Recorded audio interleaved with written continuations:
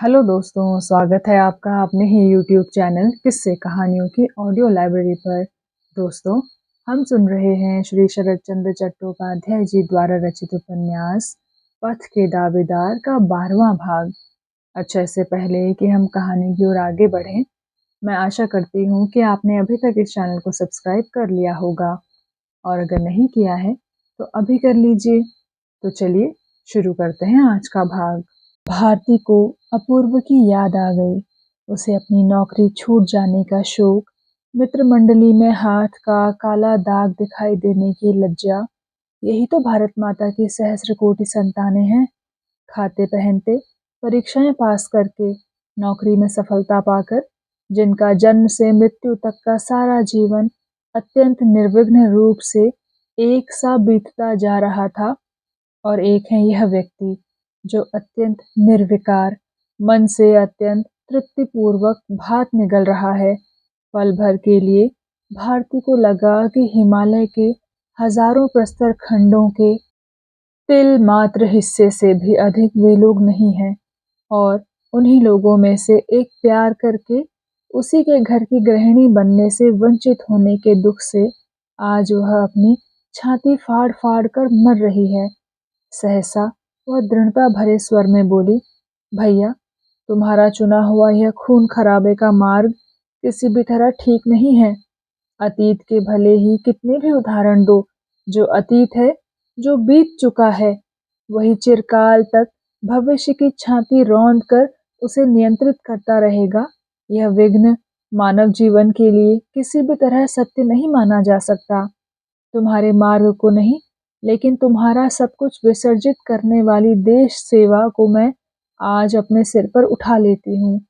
अपूर्व बाबू सुख से रहें। अब मैं उनके लिए शोक नहीं करूंगी। आज मैंने अपने जीवन का मंत्र अपनी आंखों से देख लिया है।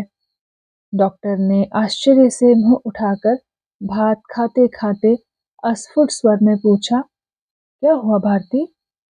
हाथ मुंह धोकर डॉक्टर बैठ गए। उसी बर्मी लड़के ने एक बहुत मोटा चुरुट पीते हुए कमरे में प्रवेश किया और कुछ देर नाक मुंह से धुआं निकालकर फिर वही चुरुट डॉक्टर के हाथ में देकर वह चला गया। डॉक्टर ने हंसते हुए कहा, इसी तरह मुफ्त पा लेने पर मैं संसार में किसी भी चीज को छोड़ना पसंद नहीं करता भारती। अपूर्व के चाचा जी ने जब रंगून में गिरफ्तार किया था, तब मेरी जेब में से गांजे की चिलम निकल पड़ी थी। वह ना होती तो शायद मुझे छुटकारा भी ना मिलता। यह कहकर वे मुस्कुराने लगे। भारती यह बात सुन चुकी थी। बोली, 1000 बार छुटकारा ना मिलने पर भी तुम गांजा नहीं पीते, यह मैं जानती हूँ। लेकिन यह मकान किसका है? डॉक्टर बोले, मेरा। भारती ने पूछा, और यह बर्मी स्त्री बच्चे? डॉक्टर हंसकर बोले, यह सब मेरे एक मुसलमान मित्र की संपत्ति है। मेरी ही तरह वे भी फांसी के मुजरिम हैं। इस समय कहीं बाहर गए हैं, परिचय न हो सकेगा। भारती बोली, परिचय के लिए मैं व्याकुल नहीं हूँ, लेकिन जिस तरह तुमने इस स्वर्गपुरी में आकर आश्रय लिया है, इससे तो अच्छा था कि मुझे मेरे घर पहुंचा आते भैया। यहाँ तो मेरा दम घुटा जा रहा है। डॉक्टर बोले, यह स्वर्गपुरी तुम्हें अच्छी नहीं लगेगी, मैं जानता था। लेकिन तुमसे कहने के लिए मेरे पास जितनी बातें हैं, वे किसी दूसरे स्थान पर नहीं कही जा सकती थी भारती। थोड़ा सा कष्ट आज तुम्हें सहना ही पड़ेगा। भारती बोली, क्या तुम किसी दूसरी जगह जा रहे हो? डॉक्टर बोले, हाँ, उत्तर और पूर्व के देशों में एक बार घूम आना होगा। लौटने में शायद 2 वर्ष लग जाएं, लेकिन आज की रात के बाद फिर तुमसे मिल सकूंगा ये भरोसा नहीं। डॉक्टर कुछ देर चुप रहे।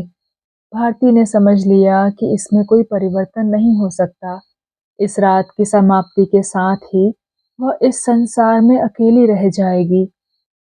डॉक्टर बोले, मुझे दक्षिण चीन के कैंटन के भीतर और भी आगे पैदल ही जाना पड़ेगा।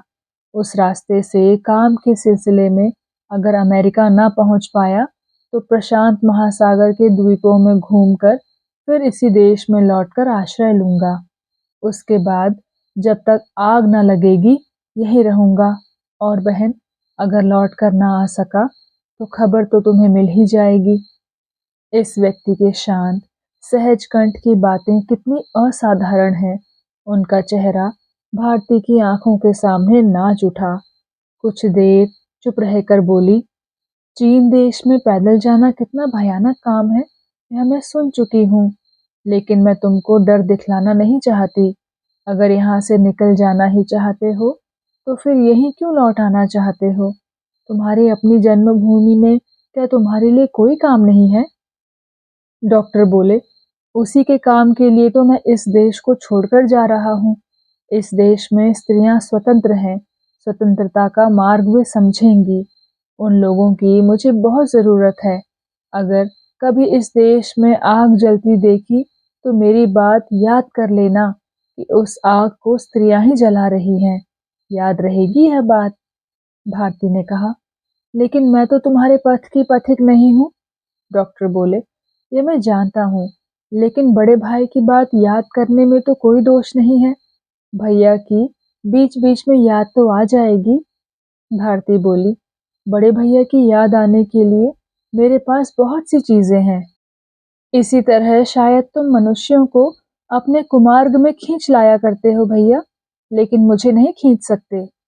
वह सहसा उठ खड़ी हुई, समेटी हुई दरी झाड़ कर बिछा दी, फिर बांस के मचान पर कंबल, तकिया आदि उतार कर अपने हाथ से बिस्तर बिछाते हुए बोली, अपूर्व बाबू के जहाज के चक्के आज मुझे जिस मार्ग का संकेत दे गए हैं, मेरा एकमात्र मार्ग अब वही है। जिस दिन फिर भेंट होगी, उस दिन तुम भी स्वीकार करोगे। डॉक्टर व्यग्र होकर बोल उठे, तुमने अचानक यह क्या शुरू कर दिया भारती? क्या इस फटे कंबल को मैं खुद नहीं बिछा सकता था? इसकी तो कोई जरूरत थी ही नहीं। भारती बोली, तुमको जरूरत नहीं थी, लेकिन मुझे तो थी। फिर स्त्रियों के जीवन में इसकी भी जरूरत ना रहे तो किस बात की जरूरत है, बता सकोगे भैया? डॉक्टर बोले, इसका उत्तर नहीं दे सकूंगा बहन, मैं हार मानता हूँ। लेकिन तुम्हारे अतिरिक्त मुझे और किसी स्त्री से हार नहीं माननी पड़ी।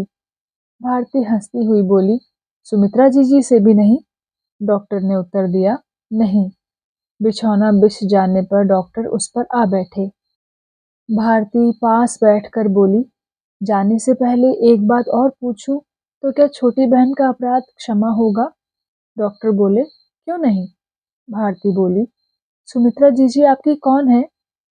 कुछ देर चुप रहने के बाद डॉक्टर ने मुस्कुराते हुए कहा, वह मेरी क्या है, इसका उत्तर जब तक वह स्वयं ना दे तब तक जान लेने का कोई उपाय नहीं है। मैं तो जिस दिन उसे पहचानता भी नहीं था, उस दिन मैंने स्वयं अपनी पत्नी कहकर उसका परिचय दिया था। मैंने ही उसका नाम सुमित्रा रखा था। मैंने सुना है कि उसकी माँ यहूदी थी, लेकिन पिता थे बंगाली ब्राह्मण।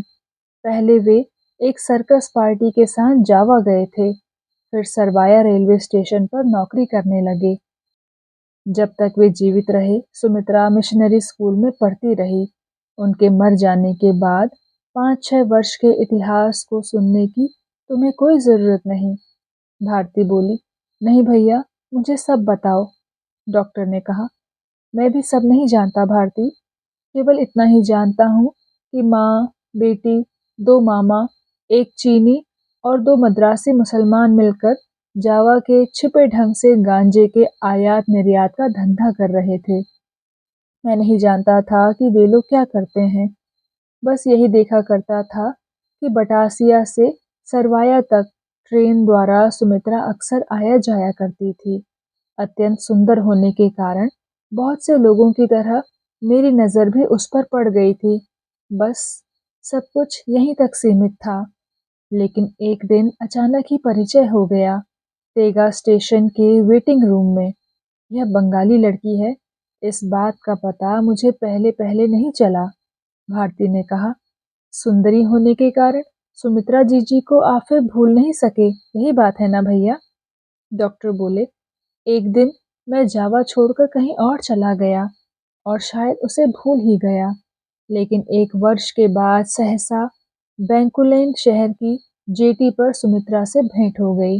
एक बक्स में अफीम थी और सुमित्रा को घेरे चारों ओर पुलिस खड़ी थी। मुझे देखकर उसकी आंखों से आंसू बहने लगे। मुझे संदेह नहीं रहा कि अब मुझे उसकी रक्षा करनी पड़ेगी। अफीम के बक्स को स्पष्ट अस्वीकार करके मैंने उसे अपनी पत्नी बताकर परिचय दे दिया। उसने यह नहीं सोचा था, इसलिए वह चौंक पड़ी। घटना सुमात्रा में हुई थी, इसलिए मैंने उसका नाम सुमित्रा रख दिया। वैसे उसका वास्तविक नाम रोज दाऊद था। उन दिनों बैंकुलेन के मामलों मुकदमों की सुनवाई पादांग शहर में होती थी। वहाँ मेरे घनिष्ठ मित्र पाल क्रूगर थे। उन्हीं के पास सुमित्रा को ले जाया गया। मुकदमा चला। मजिस्ट्रेट ने सुमित्रा को रिहा कर दिया, लेकिन सुमित्रा ने मुझे रिहाई नहीं दी। भारती हंसकर बोली, रिहाई अब मिलेगी भी नहीं भैया। डॉक्टर ने कहा। धीरे धीरे उसके दल के लोग समाचार पाकर ताक झांक करने लगे। मैंने देखा मेरे मित्र पाल क्रूगर भी उसके सौंदर्य पर लट्टू हो गए हैं। एक दिन उन्हीं के पास छोड़कर मैं चुपचाप खिसक गया। भारती बोली, उन लोगों के बीच अकेली छोड़कर? तुम बहुत निर्दयी हो भैया। डॉक्टर बोले, हाँ, अपूर्व की तरह। फिर 1 वर्ष बीत गया। उन दिनों मैं सोलिविस द्वीप पर मैकासर नगर के छोटे से अप्रसिद्ध होटल में रह रहा था। एक दिन शाम को कमरे में घुसते ही देखा सुमित्रा बैठी है, हिंदू स्त्रियों की तरह टसर की साड़ी पहने। उसने एक हिंदू स्त्री की तरह झुककर प्रणाम किया और उठकर बोली, मैं सब छोड़कर चली आई हूँ। संपूर्ण अतीत को धो पोंछ कर फेंक आई हूँ। मुझे अपने काम में शामिल कर लो। मुझसे बढ़कर विश्वसनीय साथिन दूसरी नहीं मिलेगी। भारती बोली, उसके बाद? डॉक्टर ने कहा, बाद की घटना बस इतना ही कह सकता हूँ कि सुमित्रा के विरुद्ध शिकायत करने का मुझे आज तक कोई कारण नहीं मिला। जो 21 वर्षों के सभी संस्कारों को धो पोंछ कर साफ करके आ सकती है, उसके प्रति मेरे मन में श्रद्धा है, लेकिन वह है बड़ी निष्ठुर। भारती की इच्छा हुई कि पूछे, वह निष्ठुर हो सकती है, लेकिन तुम उसको कितना प्यार करते हो? लेकिन लाज के कारण पूछ न सकी। उस रहस्यमय युवती के हृदय के गोपनीय इतिहास का आज उसे पता लग गया। उसका ममताहीन, मौन, रहस्यमय इतिहास आदि किसी का भी अर्थ समझना उसके लिए शेष नहीं रहा। सहसा डॉक्टर के मुंह से असावधानी से एक लंबी सांस निकल गई। पल भर के लिए वे लज्जा से व्याकुल हो उठे, लेकिन उसी एक पल के लिए। दूसरे ही पल उनका शांत और सहज हास्यपूर्ण स्वर लौट आया। बोले, उसके बाद सुमित्रा को साथ लेकर मुझे कैंटन चले आना पड़ा। भारती हंसी छिपाकर बोली, ना आते भैया। तुम्हें सिर की शपथ किसने दी थी बताओ? हम लोगों में से तो किसी ने दी नहीं थी। डॉक्टर बोले, सिर की शपथ किसी ने नहीं दी, ऐसी बात नहीं है, लेकिन मैंने सोचा था कि वह बात किसी को भी मालूम ना हो सकेगी। लेकिन तुम में एक दोष यह है कि अंत तक ना सुनने से तुम्हारी जिज्ञासा शांत नहीं होती, और ना सुनाने से तुम बहुत सी ऐसी ही बातों का अनुमान करती रहोगी, इसलिए सुना देना ही अच्छा है। भारती बोली, मैं भी यही कह रही हूँ भैया। डॉक्टर बोले, बात यह है कि सुमित्रा ने मेरे ही होटल की दूसरी मंजिल पर एक कमरा किराए पर ले लिया। मैंने बहुत मना किया, लेकिन वह नहीं मानी। तब मैंने कहा, ऐसी हालत में मुझे यहाँ से चले जाना होगा। यह सुनकर उसकी आंखों से आंसू बहने लगे। बोली, आप मुझे आश्रय दीजिए। दूसरे ही दिन दूसरे ही दिन मामला समझ में आ गया। दाऊद का गैंग वहां दिखाई पड़ा। उस गैंग में लगभग 10 आदमी थे। उनमें से एक आधा अरब और आधा निग्रो था, छोटे मोटे हाथी की तरह। वह अनायास ही दावा कर बैठा कि सुमित्रा उसकी पत्नी है। भारती बोली, और तुम्हारे ही सामने? उन दोनों में शायद खूब झगड़ा हुआ। डॉक्टर बोले, हाँ। सुमित्रा ने अस्वीकार करते हुए कहा, सब झूठ है, एक षड्यंत्र है। असल में वे लोग उसे चोरी की अफीम बेचने के काम में वापस ले जाना चाहते थे। प्रशांत महासागर के सभी द्वीपों में उनके अड्डे हैं। गैंग काफी बड़ा है, जिसमें बदमाश लोग शामिल हैं। कोई भी ऐसा काम नहीं है जिसे ये लोग ना कर सकते हों। मैं जान गया कि यह समस्या आसानी से नहीं सुलझेगी, लेकिन विलंब उन्हें सह्य नहीं था। वे तत्काल निर्णय करके सुमित्रा को खींच ले जाना चाहते थे। मैंने उन्हें रोका, पुलिस बुलाकर गिरफ्तार कराने का डर दिखाया, तब वे लोग गए। लेकिन धमकी देते गए कि उन लोगों के हाथ से आज तक कोई नहीं बचा। भारती ने पूछा, उसके बाद? डॉक्टर ने कहा, रात को सावधान रहा। मैं जानता था कि वे लोग दल बल के साथ लौटकर आक्रमण करेंगे। भारती ने पूछा, भाग क्यों नहीं गए? पुलिस को खबर क्यों नहीं दी? डच सरकार के पास क्या पुलिस नहीं है? डॉक्टर ने कहा, थाना पुलिस में जाना मेरे लिए निरापद नहीं था, लेकिन वह रात शांतिपूर्वक बीत गई। वहाँ समुद्र के किनारे किनारे चलने वाली व्यापारिक नावें मिलती हैं। अगले दिन एक नाव ठीक कर आया, लेकिन सुमित्रा को बुखार आ गया। वह उठ ना सकी। काफी रात बीते, दरवाजा खुलने की आवाज से नींद टूट गई। खिड़की से झांक कर देखा, दरवाजा होटल वाले ने खोला है और 10 आदमी होटल में घुस रहे हैं। वे चाहते थे कि मेरे कमरे के दरवाजे को बाहर से बंद कर दें और बगल की सीढ़ी से ऊपर सुमित्रा के कमरे में चले जाएं। भारती सांस रोककर बोली, उसके बाद? डॉक्टर बोले, मैंने दरवाजा खोलकर ऊपर जाने की सीढ़ी रोक ली। भारती का चेहरा पीला पड़ गया। बोली, उसके बाद? डॉक्टर ने कहा, उसके बाद की घटना अंधेरे में घटी, इसलिए ठीक ठीक नहीं बता सकूंगा, लेकिन अपनी बात मुझे मालूम है। एक गोली मेरे बाएं कंधे में लगी, दूसरी घुटनों के बीच। सवेरा होते ही पुलिस आ गई, पहरा लग गया। गाड़ी आई और पुलिस 6-7 आदमी को उठा ले गई। होटल वालों ने गवाही दी कि डाकुओं ने धावा बोला था। अंग्रेजी राज्य होता तो मामला कितनी दूर पहुंचता और क्या होता नहीं कहा जा सकता, लेकिन सेलिबरू के कानून कायदे दूसरे ही हैं। मरे हुए लोगों की जब शिनाख्त नहीं हुई तो शायद उन्हें कहीं गाड़ गूड़ दिया होगा। भारती ने पूछा, तुम्हारे हाथ से क्या इतने आदमी मारे गए? डॉक्टर बोले, मैं तो नाम मात्र था, वे तो अपने हाथों ही मारे गए समझो। भारती चुप बैठी रही। डॉक्टर बोले, उसके बाद कुछ दूर नाव से, कुछ दूर घोड़ा गाड़ी से और कुछ दूर स्टीमर से हम लोग मेकड़ा शहर में पहुंच गए। वहां से नाम धाम बदलकर एक चीनी जहाज से कैंटन चले गए। आगे शायद तुम्हें सुनने की इच्छा नहीं है। तुम्हें केवल यही लग रहा है कि भैया के हाथों में भी मनुष्य का खून लगा हुआ है। भारती ने कहा, मुझे डेरे पर पहुंचा दीजिए भैया। डॉक्टर ने पूछा, इसी समय जाओगी? भारती बोली, हाँ, मुझे पहुंचा आओ। चलो, यह कहकर उन्होंने फर्श से एक तख्ता हटाकर कोई चीज चुपके से निकाल कर अपनी जेब में रख ली। भारती समझ गई कि यह पिस्तौल है। पिस्तौल उसके पास भी थी। सुमित्रा के आदेश के अनुसार वह उसे बाहर जाते समय अपने साथ रखती थी। यह ज्ञान उसे आज पहली बार हुआ कि यह मनुष्यों को मार डालने का यंत्र है। नाव पर भारती ने धीरे धीरे कहा, तुम जो भी क्यों ना करो, तुम्हारे अतिरिक्त मेरे लिए पृथ्वी पर आश्रय नहीं है।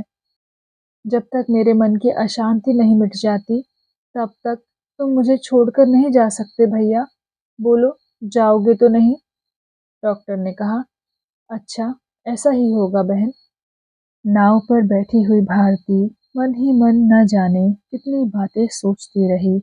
उसके मन पर सबसे जबरदस्त धक्का लगाया सुमित्रा के इतिहास ने। उसके प्रथम यौवन की दुर्भाग्यपूर्ण अनोखी कहानी ने। सुमित्रा को मित्र समझने का दुस्साहस कोई भी स्त्री नहीं कर सकती। भारती उसे प्यार नहीं कर सकी है, लेकिन सब बातों में उसकी असामान्य श्रेष्ठता के कारण उसने अपने हृदय की भक्ति उसे अर्पित की थी। उस दिन अपूर्व का अपराध कितना भी भयंकर क्यों ना हो, नारी होकर एकदम सहज भाव से उसकी हत्या करने का आदेश देने के कारण उसकी वह भक्ति भीषण भय में परिवर्तित हो गई। भारती अपूर्व को कितना प्यार करती है, यह बात सुमित्रा से छिपी नहीं थी। प्रेम क्या है, यह बात भी उससे छिपी नहीं है। फिर भी एक नारी के प्रेमी को प्राण दंड देने में नारी होकर भी उसे रत्ती भर हिचक नहीं हुई। वेदना की आग से छाती के भीतर जब इस प्रकार की ज्वाला भक भक जलने लगती, तब वह अपने को यह कहकर समझा लेती कि कर्तव्य के प्रति इस तरह निर्मम निष्ठा न होने पर पथ के दावेदारों की अध्यक्षा कैसे बनती। नाव के घाट पर पहुंचते ही एक आदमी पेड़ की आड़ से निकलकर सामने आ खड़ा हुआ। उसे देखते ही भारती के पांव भय से कांप उठे। डॉक्टर ने बड़ी नरमी से कहा, यह तो अपना हीरा सिंह है, तुमको पहुंचा देने के लिए खड़ा है। क्यों हीरा सिंह जी, सब ठीक है ना? हीरा सिंह ने कहा, सब ठीक है। डॉक्टर ने पूछा, क्या मैं भी चल सकता हूँ? हीरा सिंह बोला, आपके जाने में क्या कोई रुकावट डाल सकता है? समझ में आ गया कि पुलिस वाले भारती के मकान पर निगाह रख रहे हैं। डॉक्टर का जाना निरापद नहीं है। भारती चुपके से बोली, मैं नहीं जाऊंगी भैया। डॉक्टर ने कहा, लेकिन तुम्हें भागकर छिपने की जरूरत नहीं भारती। भारती बोली, जरूरत पड़ने पर भाग सकूंगी, लेकिन इनके साथ नहीं जाऊंगी। डॉक्टर इस आपत्ति का कारण समझ गए। अपूर्व के मामले के विचार के दिन हीरा सिंह ही उसे धोखे से ले आया था। कुछ सोचकर बोले, तुम तो जानती हो भारती, कितना खराब है मोहल्ला। इतनी रात गए तुम्हारा अकेले जाना ठीक नहीं है। और मैं, व्याकुल स्वर में भारती बोली, नहीं भैया, तुम मुझे पहुंचा दो, मैं पागल नहीं हूं जो। हाथ छोड़कर भारती को नाव से उतरते ना देखकर डॉक्टर ने स्नेहिल स्वर में कहा, वहां तुम्हें वापस ले जाते हुए मुझे भी लज्जा मालूम होती है। क्या दूसरी जगह चलोगी, जहां हमारे कविजी रहते हैं? वे नदी के उस पार रहते हैं। भारती ने पूछा, कौन कवि भैया? डॉक्टर ने कहा, हमारे उस्ताद जी, बेहला बजाने वाले। भारती ने प्रसन्न होकर कहा, वे क्या घर पर मिलेंगे? अगर अधिक शराब पी गए होंगे तो कहीं बेहोश पड़े होंगे। डॉक्टर बोले, इसमें आश्चर्य नहीं, लेकिन मेरी आवाज सुनते ही उनका नशा हिरन हो जाता है। नवतारा उनके पास ही रहती है, संभव है तुम्हें कुछ खिलवा भी सकूं। भारती बोली, इस ढलती रात में मुझे खिलाने की चेष्टा मत करो। चलो वहां चलें, सवेरा होते ही लौट आएंगे। डॉक्टर नाव चलाने लगे तो हीरा सिंह अंधेरे में गुम हो गया। भारती ने आश्चर्य से पूछा, भैया, क्या पुलिस इस आदमी पर संदेह नहीं करती? डॉक्टर बोले, नहीं, यह तार घर का चपरासी है। लोगों के जरूरी तार उनके घर पहुंचाया करता है, इसलिए दिन हो या रात किसी भी समय उसका आना जाना संदेहजनक नहीं होता। ज्वार अभी अभी शुरू हुआ है। धीरे धीरे बड़ी सावधानी से लग्गी ठेलते हुए नाव ले जाने के परिश्रम का अनुमान करके भारती ने जल्दी से कहा, वहां जाने की जरूरत नहीं, चलिए आपके घर लौट चलें। ज्वार के खिंचाव में आधा घंटा भी नहीं लगेगा। डॉक्टर ने कहा, केवल इसी काम से नहीं भारती, एक और विशेष काम से उससे मिलना चाहता हूँ। भारती व्यंग भरी हंसी के साथ बोली, उनसे किसी आदमी को कोई काम हो सकता है, इस पर मुझे विश्वास नहीं होता। डॉक्टर कहने लगे, तुम उसे नहीं जानती भारती, उस जैसा सच्चा गुणवान आदमी तुम्हें कहीं नहीं मिल सकता। अपने टूटे बहले की ही पूंजी के बल पर कोई ऐसा स्थान नहीं जहां वह ना पहुंचा हो। इसके अतिरिक्त वह बहुत बड़ा विद्वान है। किस पुस्तक में कहाँ क्या लिखा है, यह बताने वाला मेरे परिचितों में उस जैसा दूसरा कोई भी नहीं है। उसे मैं वास्तव में प्यार करता हूँ। भारती मन ही मन अप्रतिभ होकर बोली, तब तुम उसकी शराब पीने की आदत छुड़ाने की कोशिश क्यों नहीं करते? डॉक्टर ने कहा, मैं किसी से कुछ छुड़वाने की कोशिश नहीं करता भारती। वह कवि है। उन लोगों की जाति ही अलग होती है। उनके भले बुरे काम हम लोगों से मेल नहीं खाते, लेकिन इस कारण संसार के भले बुरे कामों के लिए बने कानून उन्हें क्षमा नहीं करते। उनके गुणों का तो सभी लोग मिलकर उपभोग करते हैं, लेकिन अपने दोषों के लिए वे अकेले ही दंड भोगते हैं। इसलिए कभी-कभी जब वह बेचारा बहुत कष्ट पाता है, उस समय ऐसा व्यक्ति जो उसके दुख का मन ही मन सहयोगी होता है, वह मैं हूँ। भारती बोली, तुम सभी के लिए दुख अनुभव करते हो भैया। तुम्हारा मन तो स्त्रियों के मन से भी कोमल है, लेकिन अपने उन गुणवान मित्र पर विश्वास कैसे करते हो? शराब के नशे में वे सब कुछ प्रकट भी तो कर सकते हैं। डॉक्टर बोले, केवल इतना ज्ञान ही तो उसमें बचा है, फिर उसकी बातों पर कोई अधिक विश्वास भी तो नहीं करता। भारती ने पूछा, उनका नाम क्या है भैया? डॉक्टर ने कहा, अतुल, सुरेन, धीरेन, जब जो नाम मन में आ जाए। उसका वास्तविक नाम है शशिपद भौमिक। भारती बोली, शायद वे नवतारा के कहने पर चलते हैं। शायद। यह कहकर डॉक्टर ने नाव घुमा दी। पानी के तेज बहाव के कारण छोटी सी नाव बहुत तेजी से चलने लगी और देखते ही देखते उस पार जा लगी।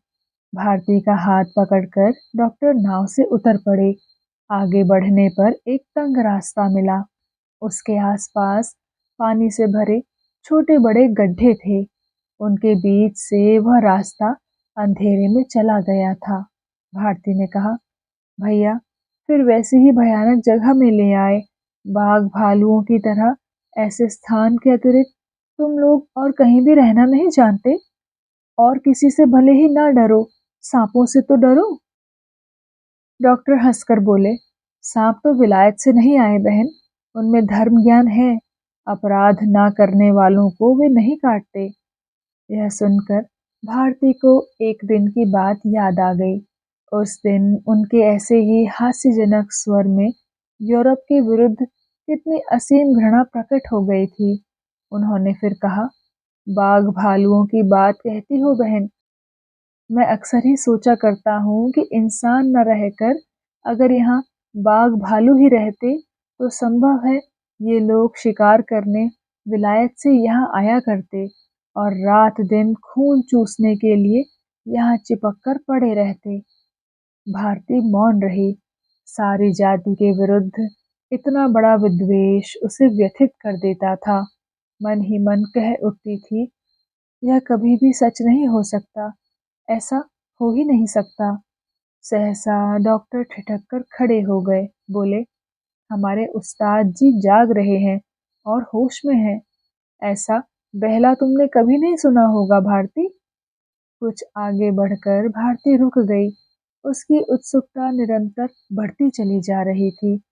उसका न कोई आदि था न अंत। इस संसार में उसकी तुलना नहीं हो सकती। 2 मिनट के लिए मानो भारती को होश ही नहीं रहा। डॉक्टर ने उसके हाथों को जरा सा दबाकर कहा, चलो। भारती बोली, चलो, मैंने ऐसा कभी नहीं सुना था। डॉक्टर बोले, मैंने भी इससे अच्छा कभी नहीं सुना, लेकिन इस पागल के हाथों में पड़कर उस बेचारे बहला की दुर्दशा का अंत नहीं है। मैंने ही शायद दसियों बार उसका उद्धार किया होगा। सुना है अपूर्व के पास 5 रुपए में गिरवी रखा हुआ था। भारती बोली, मैं उनके नाम रुपए भेज दूंगी। पेड़ों की ओट में एक 2 मंजिला मकान था। नीचे की मंजिल पर कीचड़, ज्वार के पानी और जंगली पौधों ने अधिकार कर रखा है।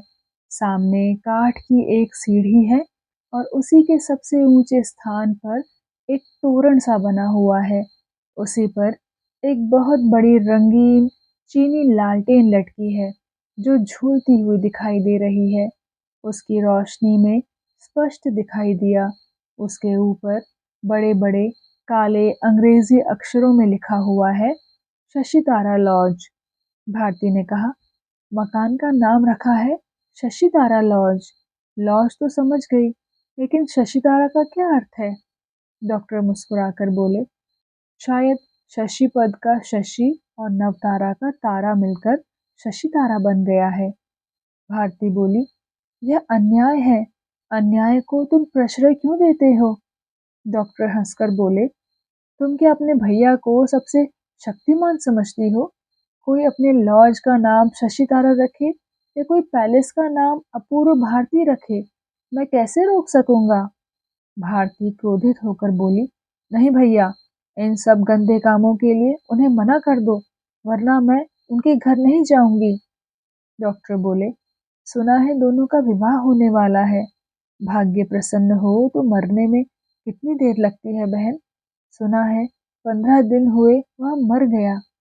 दुखी होते हुए भी भारती हंस पड़ी, बोली, शायद यह खबर झूठी है।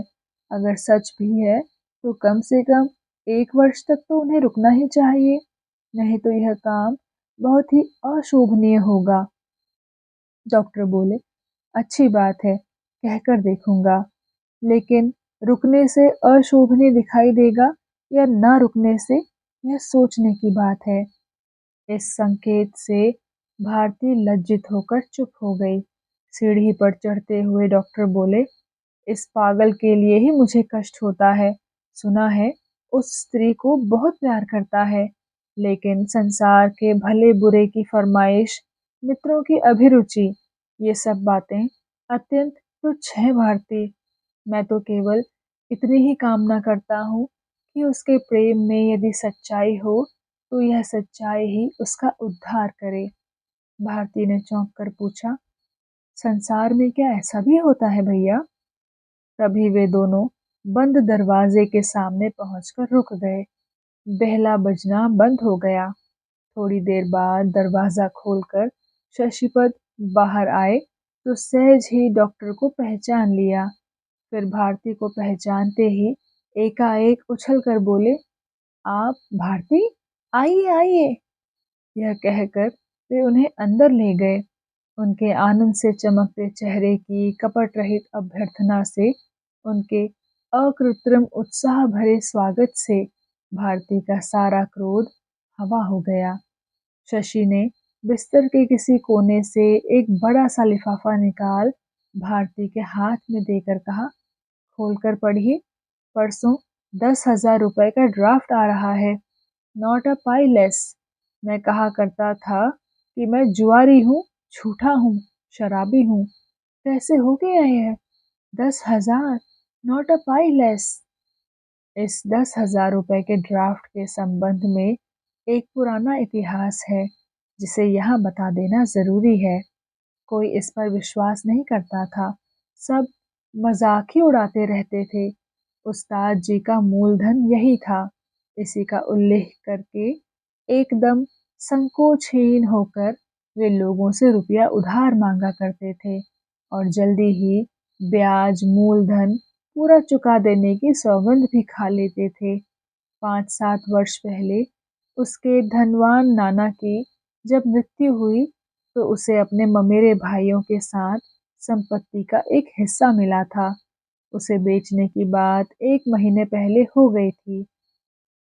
कलकत्ता के एक अटॉर्नी ने लिखा था कि रुपए 2-1 दिन में मिल जाएंगे।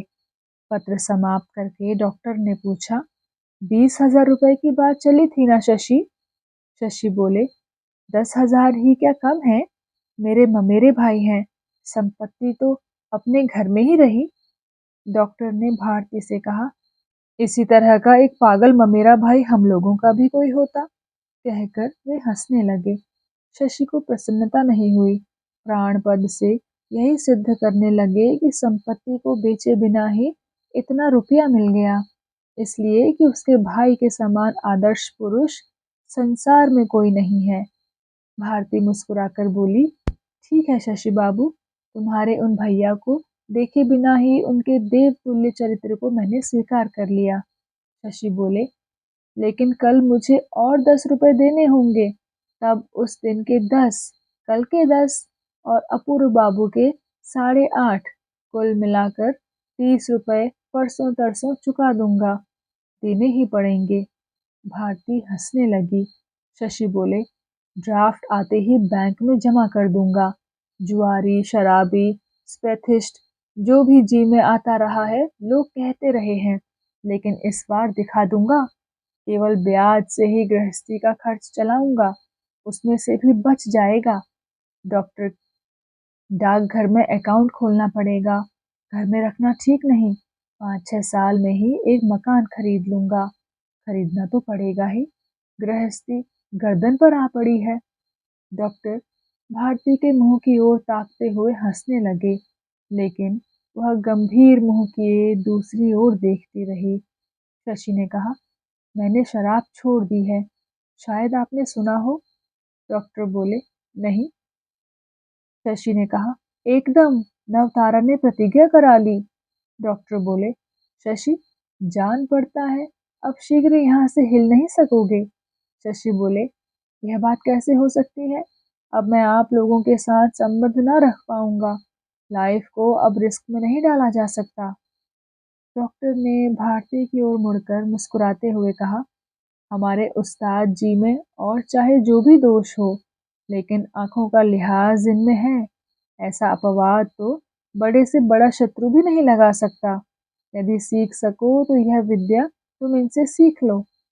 प्रत्युत्तर में शशि का पक्ष लेकर भारती ने बहुत ही भली लड़की की तरह कहा, लेकिन झूठी आशा देने की अपेक्षा स्पष्ट कह देना ही अच्छा है।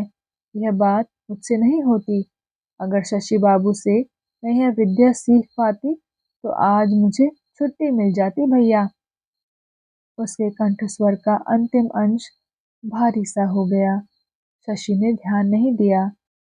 ध्यान देने पर उसका तात्पर्य शायद समझ भी नहीं पाता, लेकिन इसमें निहित अर्थ जिसे समझना चाहिए था, उन्हें समझने में देर नहीं लगी।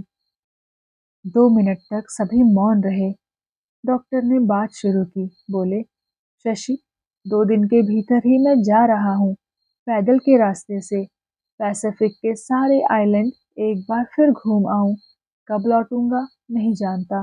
लौटूंगा भी या नहीं, यह कौन जानता है। लेकिन यदि कभी लौटूं शशि, तो तुम्हारे घर में शायद मुझे स्थान नहीं मिलेगा। शशि पल भर उनके मुंह की ओर टकटकी लगाकर देखता रहा, फिर उसका चेहरा और स्वर आश्चर्यजनक रूप से बदल गया।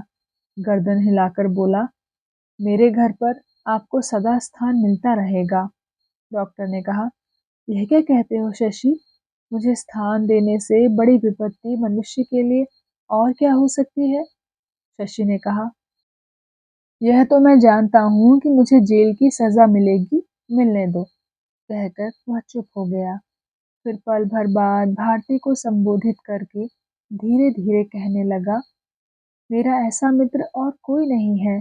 सन 1911 में जापान के टोक्यो शहर में बम गिरने के कारण जब कोटकू के समूचे गिरोह को फांसी की सजा मिली थी, तब डॉक्टर उनके अखबार के उप संपादक थे। मकान के सामने के हिस्से को पुलिस ने घेर लिया था। मैं रोने लगा तो इन्होंने कहा, डरने से काम नहीं चलेगा शशि, हम लोगों को भाग जाना चाहिए। पीछे की खिड़की से रस्सी लटकाकर इन्होंने मुझे उतार दिया, फिर स्वयं उतर गए। ओह, याद है आपको डॉक्टर साहब? यह कहकर वे अतीत की यादों से रोमांचित हो उठे। डॉक्टर ने हंसकर कहा, याद तो जरूर है। शशि ने कहा, याद रहने की बात ही है। आप सहायता ना करते तो उस दिन हम लोगों की जीवन लीला समाप्त हो जाती। शंघाई बोट में फिर कदम न रखना पड़ता। वहां जैसे नाटे लुच्चे बदमाश भारत में कहीं भी नहीं मिलेंगे। मैं तो आप लोगों के बमबाज दस्ते में शामिल नहीं था, बस डेरे पर रहता था, बहला सिखाया करता था। लेकिन इस बात को क्या कोई सुनने वाला था? शैतानों के ना तो कानून होते हैं, ना अदालत। पकड़ पाते तो मुझे जरूर जिबा कर डालते। आज जो ये सब बातें कह रहा हूँ, केवल आपकी उसी कृपा से। ऐसा मित्र संसार में दूसरा नहीं है। ऐसी दया भी संसार में कहीं नहीं देखी। भारती की आंखों में आंसू भर आए। बोली, अपनी पूरी कहानी किसी दिन हम लोगों को सुना दो ना भैया। भगवान ने तुमको इतनी बुद्धि दी थी, तो क्या केवल इस अमूल्य प्राण का मूल्य समझने की बुद्धि देना ही भूल गए? जापानियों के देश में ही अब फिर जाना चाहते हो? शशि ने कहा। मैं भी ठीक यही बात कहता हूँ भारती। कहता हूँ इतनी बड़ी स्वार्थी, लोभी और नीच जाति से कुछ आशा मत करो। वे लोग किसी भी दिन आपको कोई सहायता नहीं कर सकते। डॉक्टर ने हंसते हुए कहा। कमर में रस्सी बांधने की घटना भी शशि भूल नहीं सका। न इस जीवन में वह जापानियों को ही क्षमा कर सका। लेकिन इतना ही उनका सब कुछ नहीं है भारती। इतनी आश्चर्यजनक जाति भी संसार में और कोई नहीं है। केवल आज की बात नहीं है। प्रथम दृष्टि में ही जिस जाति ने यह कानून बना दिया कि जब तक सूर्य चंद्र रहेंगे उस राज्य में ईसाइयों का प्रवेश नहीं होगा, और अगर प्रवेश करे तो उन्हें कठोर दंड दिया जाए। ऐसी जाति भले ही कुछ भी क्यों न करे, हमारे लिए अभिनंदनीय है। यह कहने वाले की दोनों आंखें पल भर में प्रदीप दीप शिखा की भांति दमक उठी। उस वज्र जैसी कठोर भयंकर दृष्टि के सामने शशि उद्भ्रांत सा हो उठा। भयभीत होकर बार बार सिर हिलाते हुए बोला, यह तो ठीक है, बिल्कुल ठीक है। भारती के मुंह से एक भी शब्द नहीं निकला। उसका हृदय इस अभूतपूर्व आवेग से थर थर कांप उठा। उसे लगा कि इस गहरी आधी रात में आसन्न विदाई से ठीक पहले पल भर के लिए उसने उस मनुष्य का स्वरूप देख लिया। डॉक्टर ने अपनी छाती की ओर उंगली दिखाकर कहा, भारती, तुम क्या कह रही थी कि इस जीवन का मूल्य समझने योग्य बुद्धि भगवान ने मुझे नहीं दी है? झूठ है। सुनोगी पूरा इतिहास? कैंटन की एक गुप्त सभा में सान्याल सेन ने मुझसे कहा था। सहसा भारती भयभीत होकर बोल उठी, लगता है कुछ लोग सीढ़ी से ऊपर चढ़ रहे हैं। डॉक्टर ने धीरे से पिस्तौल जेब से निकाल कर कहा, इस अंधकार में मुझे बांध पाने वाला आदमी इस संसार में नहीं है। शशि ने कहा, आज नवतारा आदि आने वाली थी शायद। डॉक्टर हंसकर बोले, शायद वही हैं। बहुत हल्के कदम है, लेकिन उनके साथ आदि कौन लोग हैं? शशि ने कहा, आपको मालूम नहीं? हम लोगों की प्रेसिडेंट साहिबा आ रही हैं शायद। भारती ने विस्मित होकर पूछा, कौन प्रेसिडेंट? सुमित्रा जी? शशि ने सिर हिलाकर कहा, हाँ। यह कहकर वह तेजी से कदम बढ़ाकर द्वार खोलने लगा। भारती डॉक्टर के मुंह की ओर ताकती रही। उसके मन में यह बात आ गई कि वह अपने यहाँ आने का कारण समझ चुकी है। आज की रात बेकार नहीं जाएगी। संभावित विघ्न बाधाओं के बीच पथ के दावेदारों की अंतिम मीमांसा आज होनी आवश्यक है। हो सकता है अय्यर हो, तलवलकर हो, और कौन जाने निरापद समझकर ब्रजेंद्र ने ही शहर छोड़कर इस जंगल में आश्रय लिया हो। डॉक्टर ने अपने स्वभाव और नियम के अनुसार पिस्तौल छिपाया नहीं, उसे बाएं हाथ में उसी तरह पकड़े रहे। उनके शांत चेहरे से कोई भी बात नहीं जानी जा सकी, लेकिन भारती का चेहरा एकदम पीला पड़ गया था। तो दोस्तों, कैसा लगा आपको आज का भाग? कृपया कमेंट सेक्शन में आकर ज़रूर बताइएगा। मैं मिलूंगी आपसे इसी कहानी के अगले भाग के साथ। तब तक के लिए धन्यवाद।